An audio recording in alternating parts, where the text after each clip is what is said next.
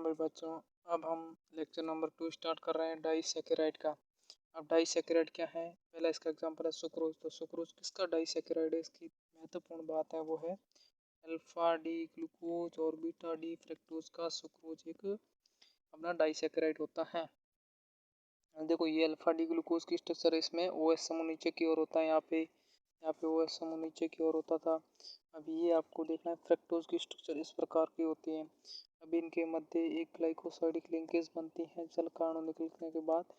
तो ये glycosidic linkage होती है वो होती है alpha D glucose, alpha beta D gluco glycosidic bond होती है। तो इसमें देख दो these two monosaccharide are this these two monosaccharides are held together by a glycosidic linkage between C1 of alpha D glucose and C2 of beta D fructose.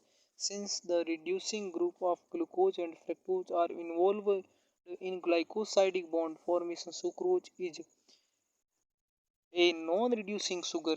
ये दोनों monosaccharide इकाइयाँ alpha D glucose के C1 तथा beta D glucose के C2 के मध्य glycosidic बंध द्वारा जुड़ी रहती हैं, जो कि ग्लूकोज तथा फ्रक्टोज का अपचायक समूह यानी कि कीटोनिक या एल्डिहाइडिक ग्रुप है, वो ग्लाइकोसाइडिक बंध के निर्माण में प्रयुक्त होता है। अतः सुक्रोज एक अनपचायी शर्करा है। तो इसमें आपको ये पूरा का पूरा पैराग्राफ याद रखना है कि सुक्रोज क्या है। सुक्रोज एक डाइसैकेराइड है।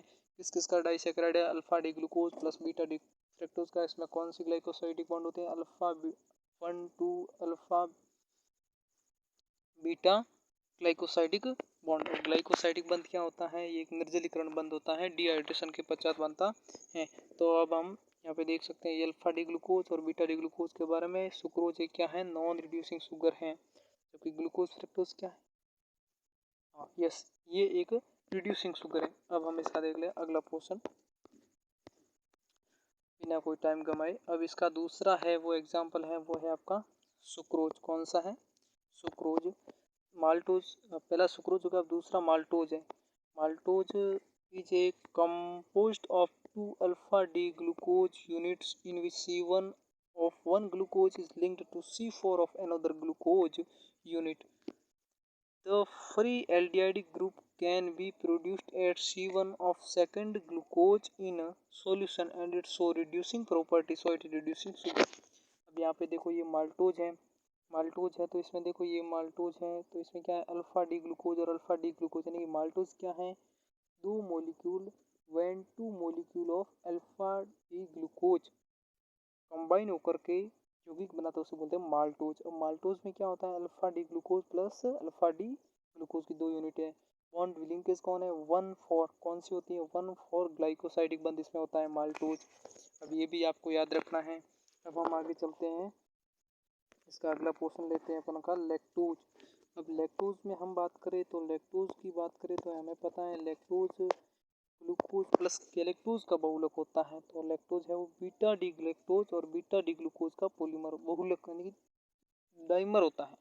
तो lactose is composed of beta D galactose and beta D glucose. The linkage is between C1 of galactose and C4 of glucose. Free aldehyde group may be produced at C1 of glucose unit, hence it helps us reducing sugar.